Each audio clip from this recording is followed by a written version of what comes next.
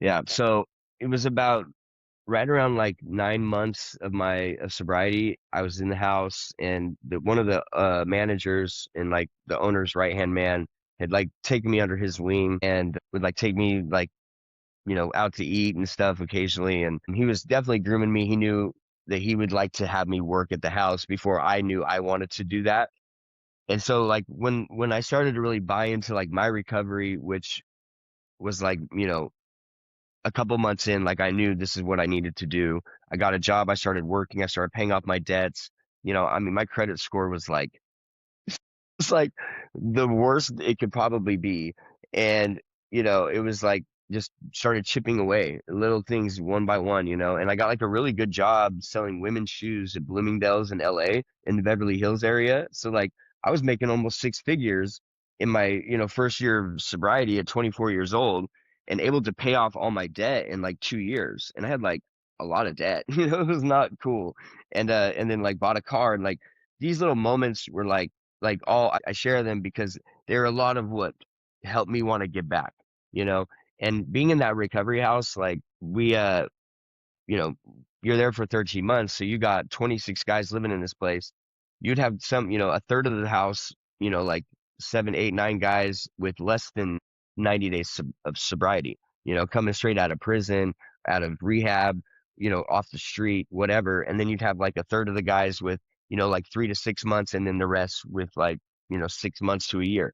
And so the place really ran because of that, not even because of like the staff. Like the staff served a purpose, obviously, and like kept order, but the house ran because of the guys in it.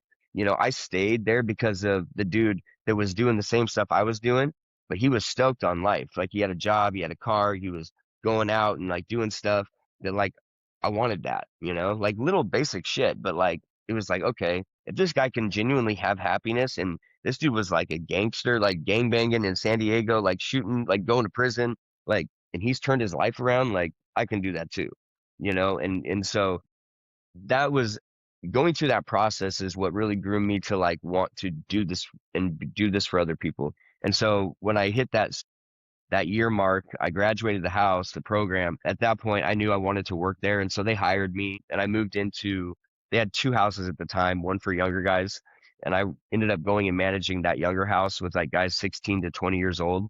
And, and just started boots on the ground, like literally moved into that house and was living with these dudes. There was 34 of them.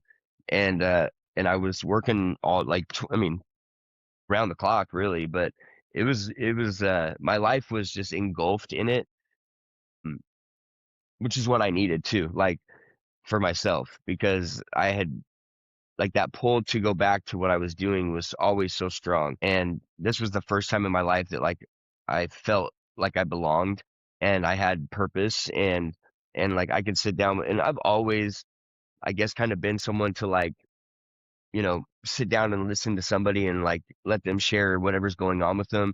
And like, it's just always kind of happened. Like, and, there's a lot of us out there like that, and so it was really just like learning to fine tune those talents and skills